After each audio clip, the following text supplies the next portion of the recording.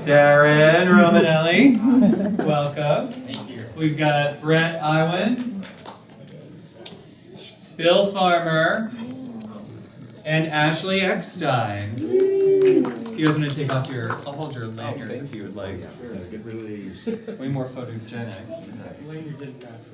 We're professionals. I kept my little name tag on that. Alright everyone, so we'll do it the same way as yesterday. If you've got a question, raise your hand and I will point in an awkward fashion. Jeremiah? So actually, are you over the moon about the Princess Leia ears you could design? Beyond over the moon. You know, it was one of those things where it was a busy day. I was, having a bunch of meetings for her universe, and it was also kind of a frustrating day too. I don't remember exactly what was going on. And then I look at my email, and I get this email asking if I want to design Mickey ears, or Minnie ears. And it was just like, all of life's problems just melted away, because I'm like, what? And so I almost didn't believe it, and I obviously called them back and heard more about the program, and I'm like, wait, what? You really want me to design ears? And so I went in for a meeting, and they showed me all the ears that they were working on, and they said, do whatever you want. And that was almost more intimidating to say, you mean anything? And so obviously we went back to Star Wars and, kind of the world that I live in most and obviously love so much. And so I actually had just a weekend. And they said, design whatever Star Wars ears you want. And I'm not a professional artist, so everything looks like an elementary school art project. And so I pulled out my colored pencils and my construction paper and my ruler, and I hand drew about 5 or 6 pairs of ears. And we obviously landed on Princess Leia, and they're amazing. They're covered in Swarovski crystal, and they're going to be beautiful. So they'll be coming out next year. I think. Yes, Bret, you told a story about Fantasmic yesterday, and it's hard for me to explain it in a tweet, and I just wondered if you could tell it again. Recap the story? Yes, yeah, thank you. Well, the story of Fantasmic is just that, for me, Fantasmic has always been the most quintessential Disney show. The fact that it comes out of nowhere and it's this big, powerful, imaginative world was always so fascinating to me. And it inspired a lot of my dreaming and my creativity, but also my love of Disney and love specifically for Mickey.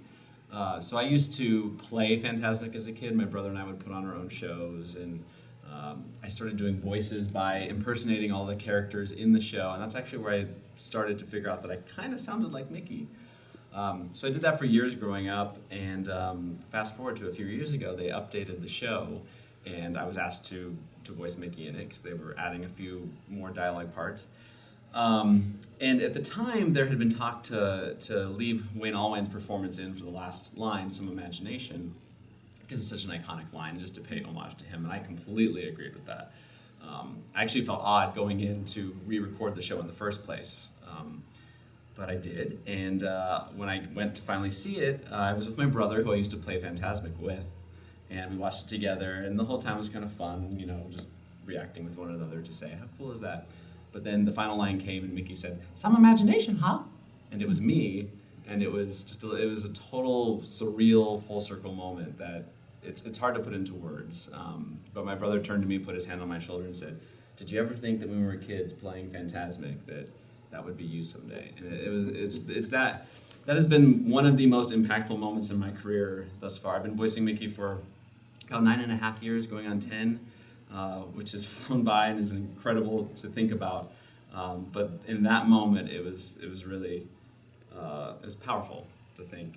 The fact that I get to play even the smallest part in a legacy that is so huge and means so much to so many people. It's just it's crazy. It's very special. I'm trying to put it in words without getting emotional, but Disney is all about magic and making people happy and dreams, and for all of you, you get to make people happy with what you do. What's it like knowing that what you do brings so much happiness and magic to people everywhere? Sorry, Liz. Well, no, it's a great question. Great.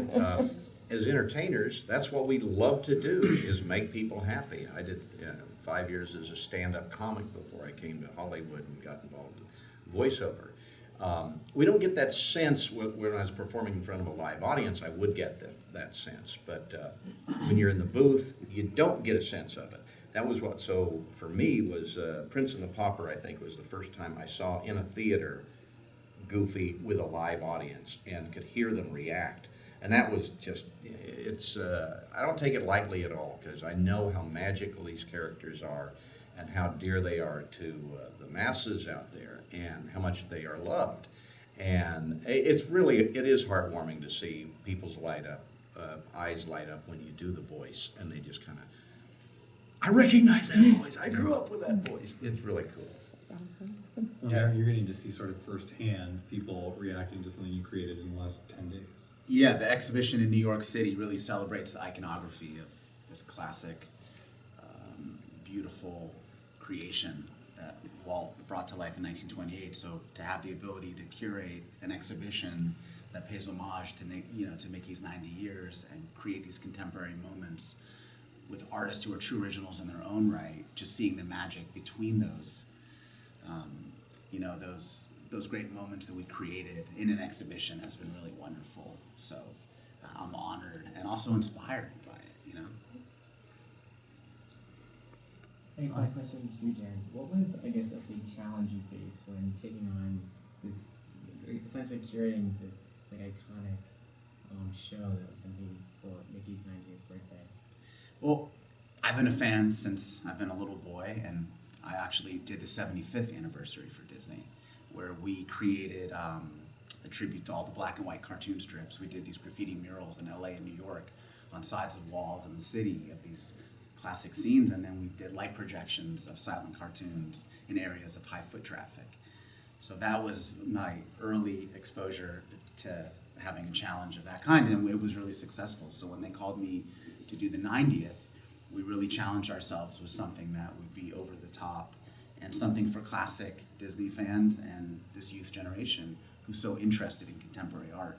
So for me, personally as a curator, I pulled from a lot of memories from my past, and then having two little girls now, 9 and 6, to see Mickey and Minnie through their eyes. So I had a lot of great assets to work through. But I'm really proud of what we built. It's really, really special. I really recommend going to see it. And there's something for everybody in the exhibition. Sorry, It seemed like when they asked an audience who could do Mickey's voice, a lot of hands went up, and Goofy, not too many went up. Could you guys do each other's voices? Of course, I don't know. Gosh, I can do I will never claim to do it well, or really do it. No. Wayne Allwine, who did the voice Mickey for many years, always complained that he says, I voice a character that everyone can do. If you can get to the falsetto, it's a tone type of character. If you get into the falsetto, you're kind of in the ballpark. But what's lacking is the acting that Bret does. That's what really separates the people that can kind of do the voice and become the character. Is the acting is the part that's the hard part. Yeah. And maintaining it. Can you maintain the voice for like 4 hours at a time? That's the hard part. Yeah. But it's fun to hear other people's impressions and how eager they are to share them. Oh yes. Because everyone's just a fan, we're two of the biggest fans. So. Craig, did you have one before? Did you Yeah. So for Bill, Bret has this great story about Fantasmic and hearing himself for the first time. Is there any time you've been in a Disney park, heard your voice, and had that kind of wow moment? Oh yeah. Mickey's Movie Barn at Toontown. Goofy and Donald are running the projector. Some of Mickey's, movie clips and stuff. And we got to ad-lib a lot of that. For some reason, it just turned into one of those sessions where we were adding jokes on our own, and it wasn't scripted, and they used a lot of them in the event. It was so much fun to go in, oh, they used it! Oh, that was great! I wrote that! Not only voiced it, but I wrote that. That was, and there, anytime your voice pops up, you kind of, oh, okay, a talking toy, or a mailbox that talks, or, any kind of time that you aren't expecting the voice and it comes out of a speaker somewhere. It's always a little kind of unnerving. Oh, okay, that's me. Oh, okay. It's very strange. Coffee with yourself in the morning. Yeah. TV, and all of a sudden you're like, what? My wife tells a story. We were on the Disney cruise ship, and the alarm rang in the morning, and I got Jennifer got the phone. And I said, "Who was that?" She said, "Oh, it was you." Just not a normal life. That's so cool. Hi. So it's really rad. You guys all kind of come from different areas of the art world. Do you guys have a dream art project that you'd like to do with Disney? I would love to do a full-length, A-list feature Mickey and the Gang movie. I've always wanted to have that, and they're a little afraid to do it, I think. I don't know why. But just a big budget Mickey Mouse movie. Like the Muppets. Yeah, exactly. Exactly. That's what I'd like to see. I ditto that one. Maybe for the 100th. Yeah, there you go. Maybe we've got 10 years to work on that. Right. In a perfect world, the exhibition will travel and wind up at one of the parks as a ride. That would be a dream. Yes. Oh gosh, I mean, I will say announcing the ears today was a dream. It's something that I never ever thought I would be doing. And so to even say it, that was the first time I actually said it out loud, like, okay, I guess this is a real thing. But I feel so blessed. I mean, Disney, between this past year, I got to write a book for Disney and design clothes for Disney and be the voice of Disney characters. And so I think just continuing to work for Disney, I mean, going back to the question, I think we all feel, we were talking about yesterday in the panel is, we all feel like we're continuing to carry the torch. Yeah. Of just kind of Walt Disney's legacy and what he created. And I feel like I've won the lottery just getting to work for this company.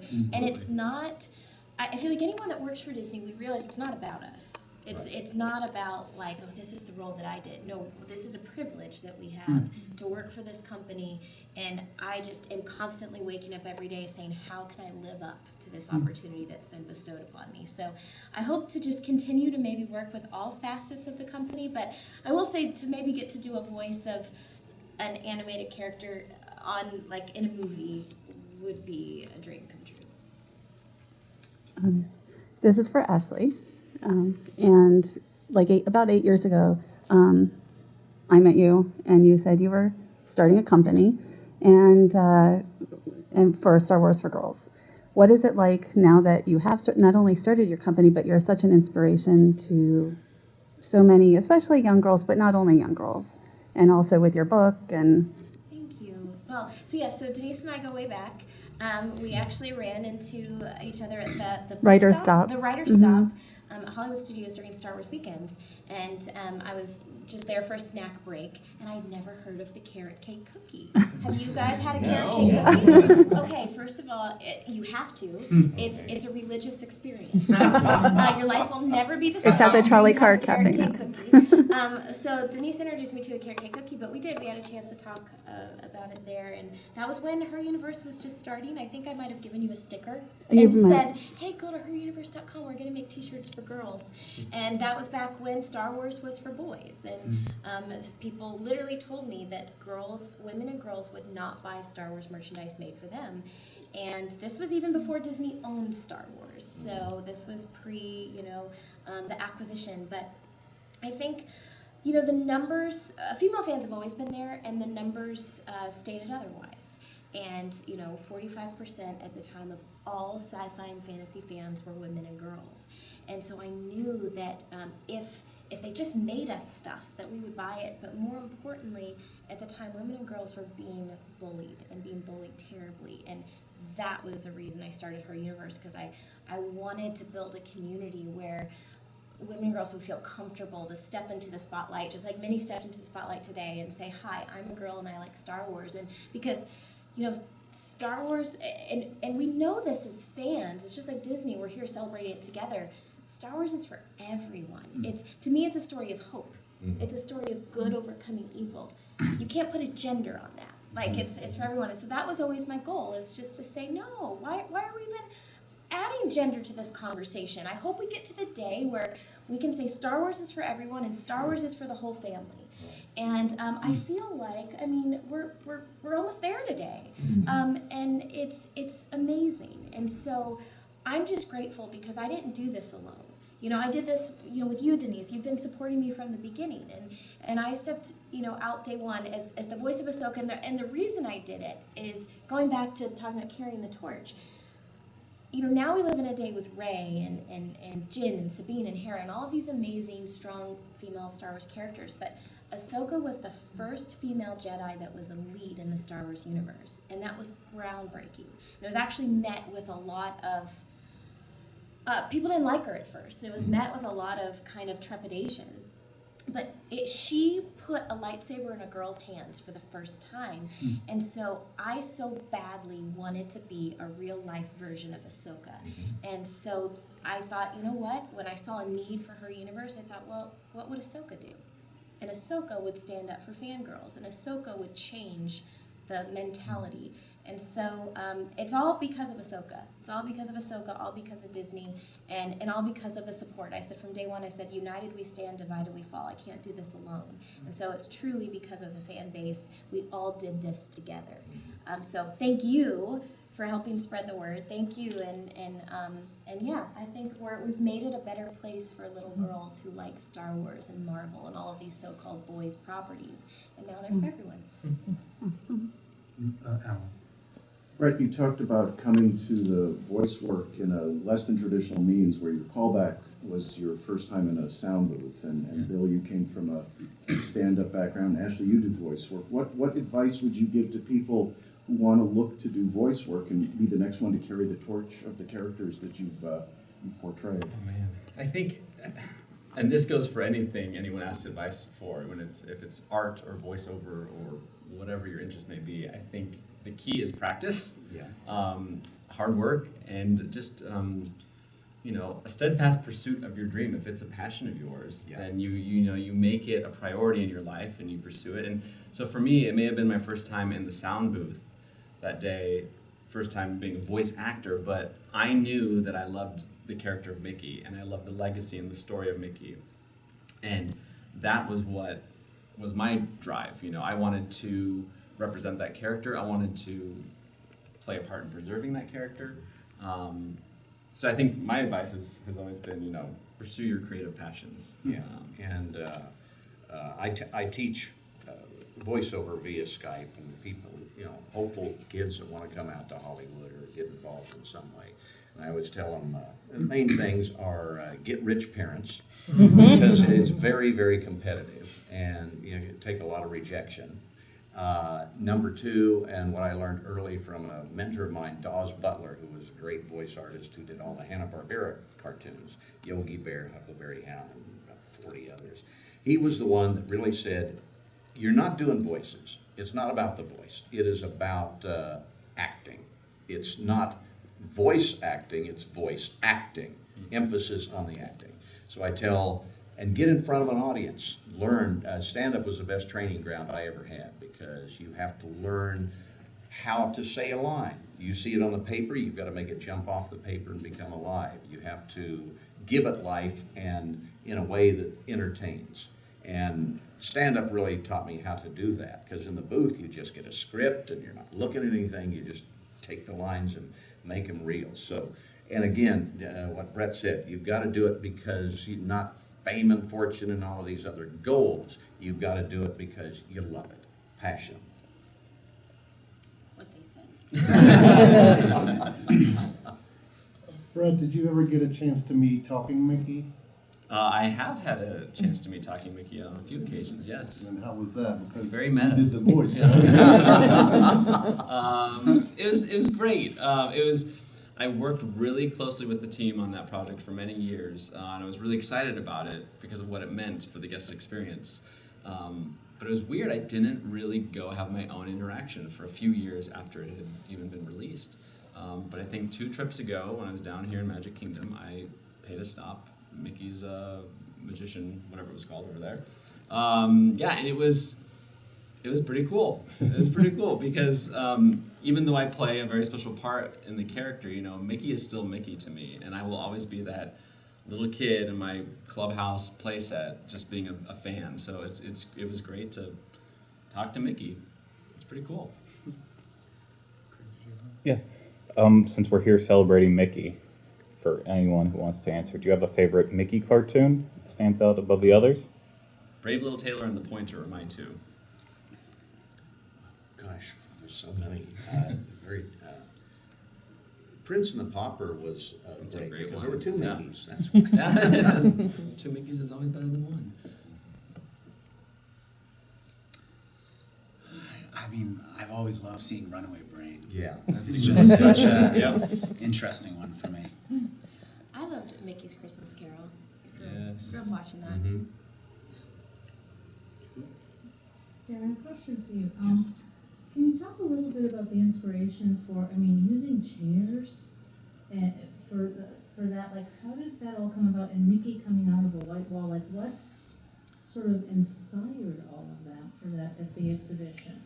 Well, I think it was a lot. Well, we started the ideation with archives, so we really challenged ourselves to dig deep with Becky's help, and specifically for Sorcerer's Way, I was fascinated with Walt's love behind Fantasound, that they would painstakingly set up these speakers in movie theaters to give the audience the same experience he wished for them to have. And through this artist, Oliver Clegg, who uses found objects and this assemblage practice with creating these canvases from different things that he thrifts or finds, the fact that he found old theater chairs was a nice hint via Fantasound in the exhibition space. So that kind of came organically from the conversation with the artist, and then we reached out to Daniel Arsham and challenged him to create something iconic with one of his sculptures, and through the mirror. Through the wall, through the mirror, I always get it confused. Was the inspiration for that piece? And if you research it, he steps into the mirror and he, frees one of those frames into the sculpture that you see. Mm-hmm. So it was a fluid conversation with all the artists, and like all of us, everybody was selected because of their love for Mickey and their love for Minnie, and that passion. When you walk through the exhibition, specifically with those two moments, they feel so authentic. And that was the energy we looked to achieve in the exhibition. So, hope that answers your question. For Bret, Bill, and Ashley in particular, you're very strongly identified with the characters that you've portrayed for so many years. Do you ever think about what you would have done if you weren't Goofy, if you weren't Mickey, if you weren't Ahsoka? I'd be on the off-ramp of the 405. I think any actor would say that's something you think about every day. Yes. That's what I do if we weren't doing this. Wow, I don't know. My background was radio and stand-up. I don't know if I would have stayed in stand-up for very long. It's very tough. Gosh, that's a real good question, but I have no idea what I'd be doing. Well, I went to school for illustration, and I started my career as an artist and designer, and I maintained that throughout the years. Maybe not as prevalent as before, but I think I would definitely do something in the arts. Still create, draw, paint, build. That's my other passion. Yeah, I think I touched on it a little bit. Being the voice of Ahsoka has changed my life in so many ways, and I'm so grateful, and I wouldn't change a minute of it. But I think, it almost even took it in a different direction, because I never would have started her universe if it wasn't for Ahsoka. So I certainly don't think I would be designing clothes or, have had a business. And I moved out to LA just to be an on-camera actress. Actually, my dream was to just be on the Disney Channel. I didn't want to win an Oscar. I didn't want to win an Emmy. Nothing. I literally just wanted to be on the Disney Channel. And I had the chance to be on That's So Raven on the Disney Channel, and it inspired me so much to children's programming, and I saw that you can directly make an impact and change a kid's life. Mm-hmm. Just like the Mickey Mouse Club changed my life, you can change a kid's life through what you do. And some actors don't want to be role models, but I loved the challenge, and I took it on as an extra part of the job. So I just wished that one day I'd get to play a role that made a difference for kids. And Ahsoka, you know, I never saw it coming, and I'm just so grateful for it. Well, for the record, I'm glad that you found your way to where you are. Thank you. Time for about 2 more, Matt. Before we go, can we hear Mickey and Goofy tell us to have a good day or something? Oh, why not? We're so glad you're here. It's been wonderful hanging out with you, and we hope to see you real soon. Right, Goof? Yeah, and have a great time while you're here. So long. Well, now I feel like we have to end on that.